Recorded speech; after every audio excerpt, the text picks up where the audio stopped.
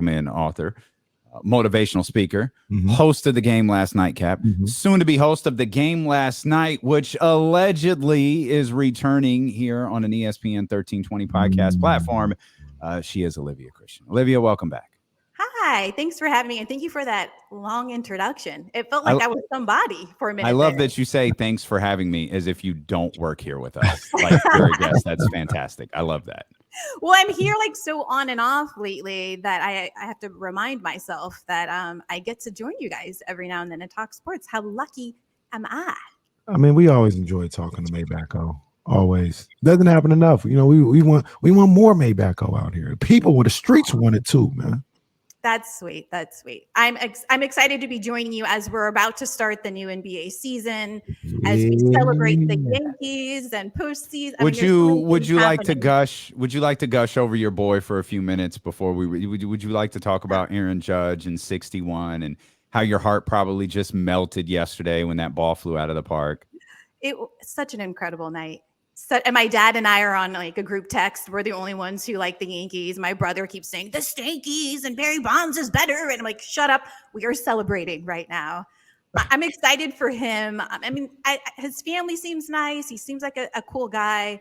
And I just like that he was able to accomplish this, get this off of his back, get the media somewhat away from him. Because now it's like, well, will he get 62 this weekend? So it's like you don't even get that much time to celebrate. But I hope he's enjoying this as the fans are, as I am. You had a great, sorry, Casey, you had a great analogy on the Game Last Night podcast. Before he hit the home run, it was 26 straight plate appearances, something like that, without hitting the home run. And I thought your analogy that you used on the Game Last Night, Cap, was perfect. Yeah, I talked about how I have a number of friends who have like small kids and they live all over the country. And so like getting them together to get on a phone with Auntie O is a big production. And they're constantly say hi, it's Auntie O, say hi. And the kid is just like, sometimes if it's a Zoom, I see them spinning and they want to get the words up, but the pressure of the parent trying to get them to say hello never results in them saying hello. It just ends. Like, they said it earlier. I'm like, it's fine. It's fine. But I felt like that's what the media was doing to Aaron Judge. Just like, are you going to hit it? Is it tonight? Do you tonight? We're all here. All the fans are here. We're all wearing our stuff. It's like, calm down. Just let him breathe. And then the next night he hit a home run. 61. It's almost as if because, you know, he was having such a great year and hitting home runs all over the place. He made people forget how hard it is to hit a home run. Like it's not easy, so to speak, to hit a home run. And it's not just on call. Like, oh, I got 60. Let me hit 61 and get this out the way. Like it's not, no, that's not how things go. Yeah. Like the whole, like, I'm not going to do it tonight. I'm going to put it off. We'll see what happens. Like, no, that's not how it works. And also you're up against an opponent who does not want to be the pitcher that you hit that home run against. Yeah. And he's trying to decide, the coach is trying to decide, do we pitch to him? Do we pitch around him?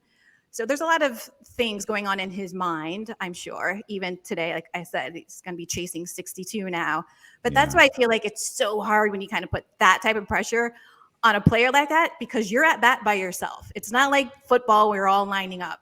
It's him playing one-on-one and the whole world watching. So I'm really glad he got it out of the way. But more importantly to me is a pennant and a ring. Like that's what I'm looking for. And I'm sure they all are. Like, yay, good for you, Mr. Judge. And next. So let me ask you this though, still about the home run situation. As a Yankee fan, I'm a Giants fan. So, you know, we feel however we feel about Barry Bonds. We love the guy. 2.5 is the greatest player to ever play. And he's a GOAT. Did you have any issues with Roger Maris Jr. after the game and kind of trying to discredit Bonds' record and everything else like that? How'd you feel about that? I was disappointed with it. I didn't think he needed to say anything. Yay. Congratulations, Aaron Judge. I'm glad I could be witness to it. Go Yankees. The end. That's all you needed to say. I think I've spoken about this on the show before. Real baseball fans, like we understand that era. We know what was happening. We didn't need to enter that conversation into this celebration right now. But I'm always hesitant when people say things like doing things the right way. play baseball the right way. More than just, drugs and things. I think it has to do with that old-timey baseball, unspoken rules, unwritten rules type thing, where tradition, what they think of as traditional, reigns supreme. Mm-hmm. And so like he even saying that, I was like, oh, we're about to go off the rails. He did it the right way. Just irks me. And it draws that line between current generations who potentially could be fans and these folks who are dying off. If you're so concerned with old time, like just go ahead and go away. Go to a museum, go look at the old photographs and the old baseball, all that stuff. But we're living in the here and now, and we're celebrating this. And we want to introduce a new generation of fans if this sport is going to survive. Mm. And it totally took the spotlight off of Aaron Judge, which was infuriating. And I'm guilty of it too, because we spent 15 minutes talking about it and very little about Aaron Judge and more about the makeup of the record books of Major League Baseball. And now that I think about it, why is he even there? Look, you don't need to be here for this. The record's not Roger Maris's. Right. You don't need to be here. Like, if he gets to 72, then Barry can go around on the tour. But like Roger Maris Jr. or anyone associated with Roger Maris's family doesn't need to be there. And to thaw him out just a little bit, I'm sure he didn't say, hey, Yankees, have me here. Like, I'm sure they called him and had him coming and all this other stuff. But for what? Yankees don't need to do that. Yeah, for what? Well, I get a little bit of it, right? Like Jackie Robinson's son shows up every year. I mean, obviously that's a much bigger deal. Well, that's entirely different. But I mean, in terms of how they try to do callbacks, I mean, baseball's full of that. They are constantly talking about what happened in 1908 and 1937, which again isn't great for the future of baseball. So I understand why they did that. But the fact that the Yankees weren't playing in New York during these last few games, I think Roger Maris Jr. could have just stayed home and maybe they did a Zoom and had a clip that they played on, MLB night or something. That would have been enough. But I understand their mentality with bringing, this old tradition, this family into it, because that's what baseball keeps doing. Ruining the opportunity to speak to new generations of fans. And that's sad for me because I'm constantly out here talking about baseball's the best. I'm like, nah, girl, it ain't. So it's making my job harder. Video wall would have been fine. Remember when Pete Rose got in trouble again? And I think it was the Phillies did like a 40-year anniversary or something for the championship team or something. And no one was there in the stands. Like you're reuniting a team that your fan base literally does not care about. Like what are we doing? I think he called a reporter sweetheart too, and like that was did he just call that woman sweetheart? And then that became the story. It's like just go somewhere else. Never mind, Pete Rose. Go far away. Go far away. You mentioned the NBA season is starting. Boy, you've got a lot on your NBA plate. You're around the Lakers. You've got ties to the Warriors, and you cover the Kings here with us. Those are three very, very, very different teams. But you said a few moments ago with training camp underway, you're excited for basketball's return. It's funny because I thought I'd be kind of overwhelmed because I watched WNBA. Like I told you guys before, like I didn't really get into the league that much because I would always be decompressing from the end of the NBA season, ready to talk football, ready to watch baseball. But I stayed paying attention to the league. And I was excited by how the finals turned out, the playoffs, all of it was really great. So what do we have, like 2 weeks, a week and a half before NBA is starting up again? But surprisingly, I don't feel like, I wish they started later in the year. I wish NBA didn't start until like November, December, so we could really end the baseball season, still watch football and not have to also talk basketball. But at the same time, it's an embarrassment of riches when you've got 3 leagues to talk about at the same time. So it's a good time. Yeah. I remember, I know a lot of people would always talk about they need to have the opening day be on Christmas. And I don't know. It's fine. It's fine how it is. We start in October. We start in mid to late October, and we get it going then. But I'm a basketball junkie, so it can really never start too early for me. So that's where I come from. The season where they had the lockout and they didn't start until December. Mm-hmm. I felt like that was exciting. Whenever your season is shorter, all of the games mean much more, right? So all the people who are getting injured and summer league and then summer camp and then pre-season, like all of this stuff, you're risking injury and affecting your entire season. I feel like if you shorten it, those games will mean more. And again, you'll have the full attention of fans like us who like all three. So we could finish baseball, we can get deep into the football season, and then also now enjoy basketball. Well, but that's just me. The thing about it, Olivia, me and you, we're one man and one woman wolf pack. Ain't nobody caring about what's going on in baseball. It's football and basketball. Oh, basketball season started? Cool. I might check on the score of the World Series. That's about it. You think nobody really? I mean, the Dodgers. It depends on who's in it. It depends on who's in it. I wouldn't even say it is. Baseball is, aside from diehards like myself and Olivia, and Damien will get into it too, but baseball is completely regional. Yeah, dude, if the Royals are in the World Series and it's not against the Giants, I don't care. Yeah. Who did they went to the World Series twice, right? Mets, yeah. I don't think I saw a single game of the Mets versus the Royals. And what am I going to do with this? This is not entertaining. I told Kenny this though. I was watching baseball Saturday afternoon because Friday night Albert Pujols hit 699 in 700, and so I'm like, oh, Aaron Judge is doing it today. This is just how it's going to work. It's going to be Pujols at night, Aaron Judge in the middle of the afternoon, and in the middle of the afternoon, I found myself sitting there watching day baseball with the Yankees and Red Sox, and then I fell asleep. Yes, that's what you do. You wake up afterwards and you're like, oh, we've got a couple more innings to go.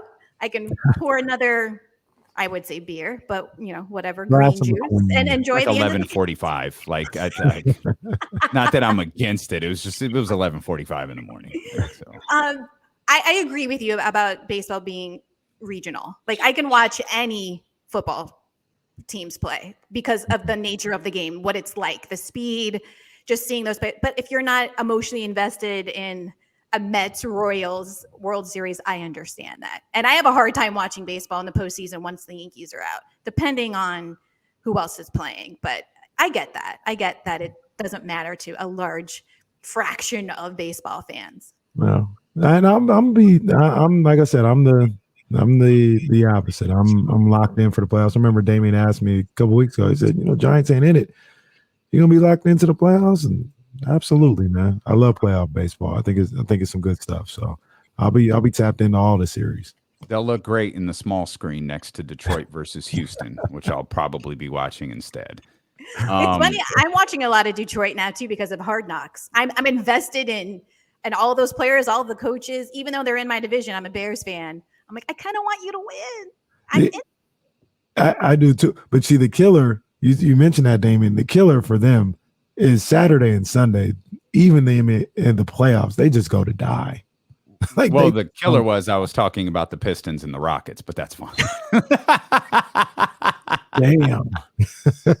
I'd rather watch the Pistons and the Rockets than. I mean, and there are exceptions. Like I'll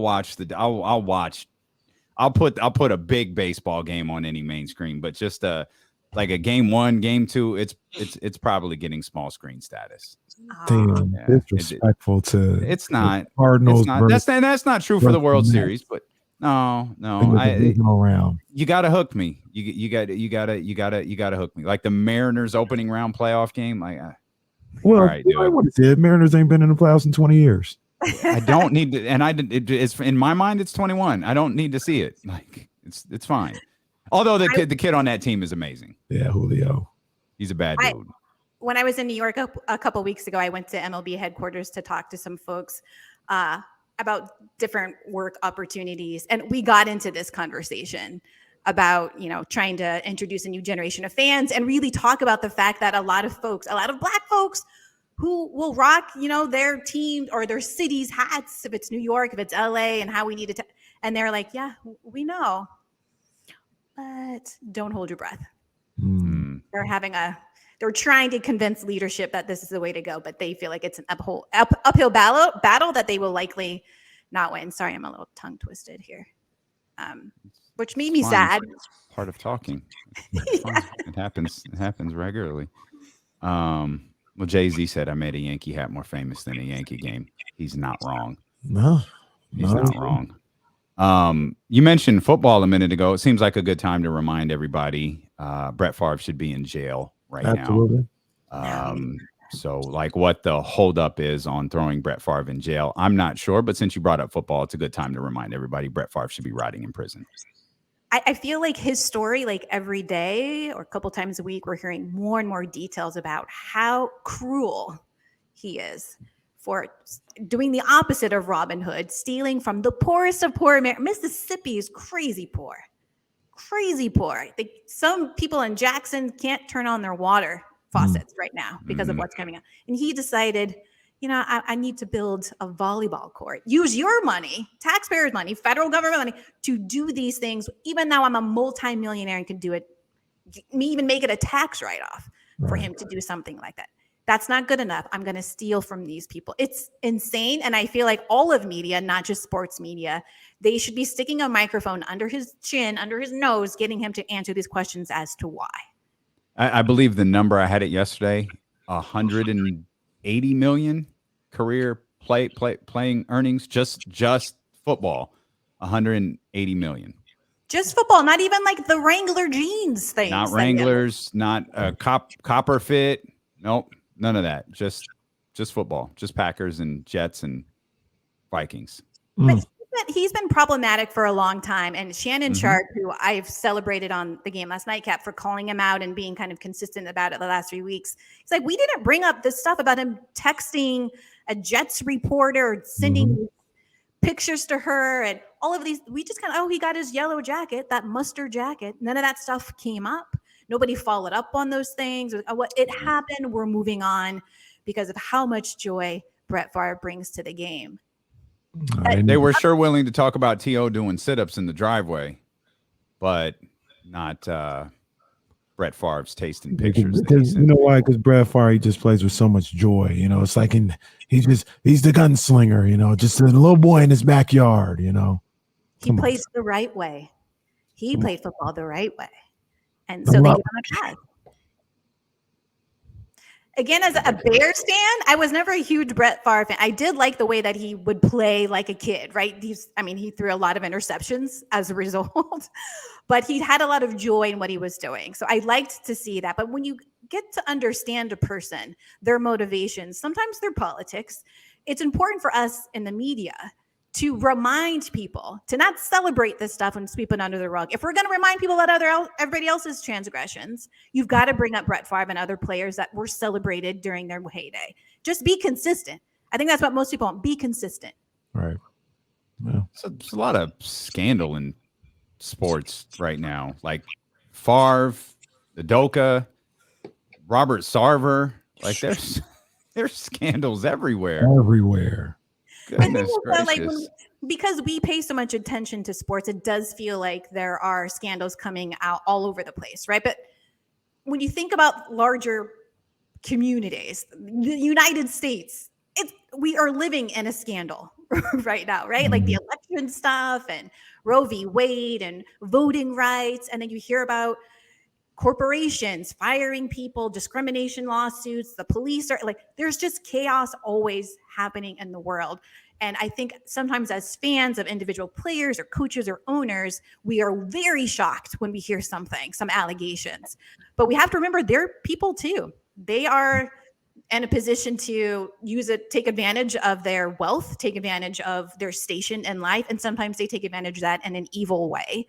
And sometimes they do it in a great way. But I don't like to put the weight of players and anybody in the sports industry. I don't like to expect more from them than I do from fellow mankind. We're all responsible for each other. But I do think in terms of how we're reporting things, as I mentioned, being consistent is very important.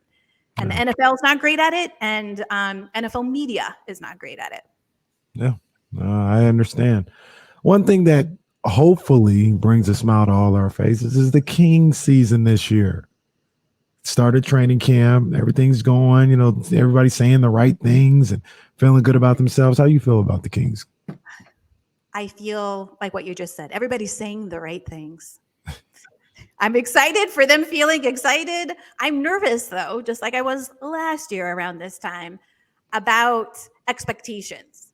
I feel like the expectations have gone up a couple notches this season because of bringing in Mike Brown, who we drafted and who we've brought into now it's like, okay, what will be the excuse if we still don't make it into playoff? I'm nervous for that.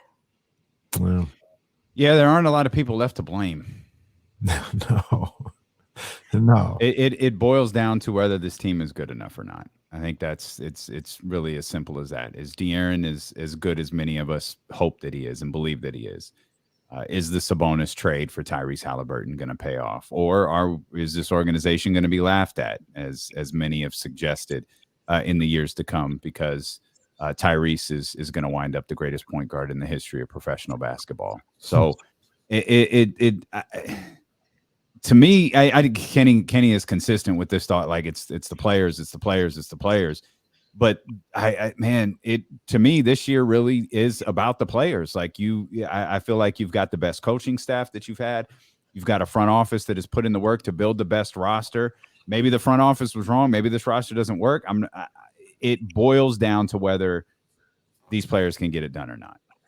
Yeah, it really does. And that's what's gonna, even when you didn't have necessarily the best leadership, at some point you want to see players on the court who can communicate to each other, regardless of who the coach is sometimes, and produce. And that's what makes me nervous because you don't have the excuse of, well, we don't have great leadership. There are people coming. We have an interim coach and he didn't pick these guys. Well, you've got it all set up for success now. Yeah. So what are we going to do? I disagree with both of you guys. Players, this is not on you. So this is not on you. You're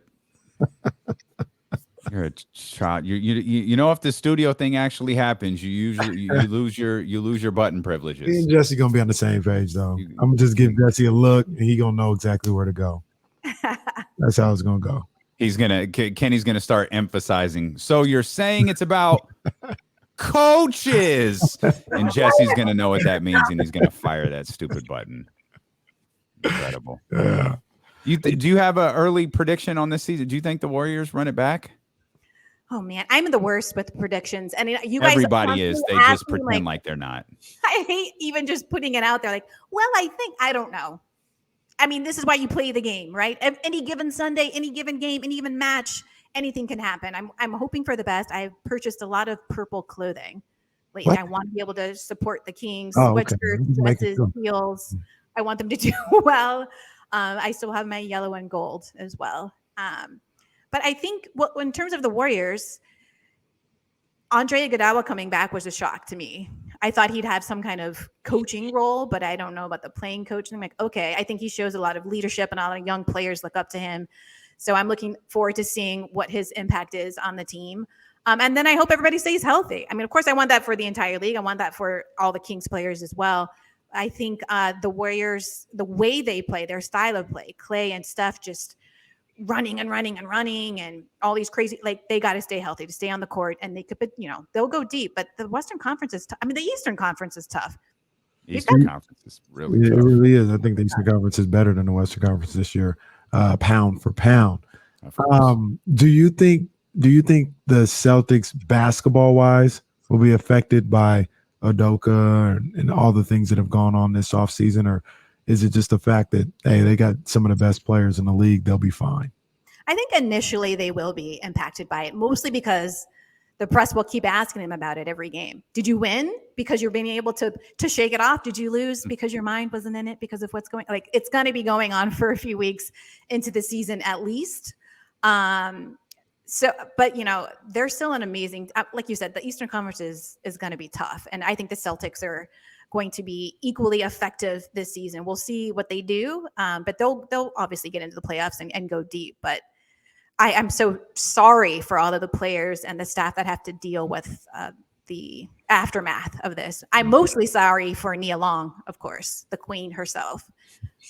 But we'll see. Yeah. That's a great way to predict. We'll see. It's an honest way to predict. Most people are just full of crap when they say otherwise, including us. You mentioned your dad earlier in your group chat. I happen to know something about your father today. It's my dad's birthday. He's 7 years old. Come on, man. Come on now. Happy birthday. Happy birthday. got up early, sang the Black happy birthday song. Uh-huh. You want to sing that here? You suggested in a text thread that you might do that. Do you want to sing, No. Stevie? I don't want to sing it. I don't want you guys to have to pay for it because I don't That's know. a good point. That's a good out. That's good thinking. We would ultimately, like, Stevie would come for our next. So that's perfectly okay. What sign is this, Olivia? What sign is he? I'm a Leo. I'm self-centered. I have no idea what comes after me. You Leos, boy. I tell you. Surrounded by these Leos and Aquarius. I'm just surrounded by it. I'm just a happy, loving Cancer. I'm sorry, Cancer said aggressive, if I remember correctly. I believe you're aggressive and lazy. I think that's what the thing said yesterday. Aggressively lazy. I will not get up and help you. Great to have you back, Olivia Christian. Be on the lookout for the game last night, Cap, and be on the lookout for the game last night. The podcast set to return here very shortly, of course.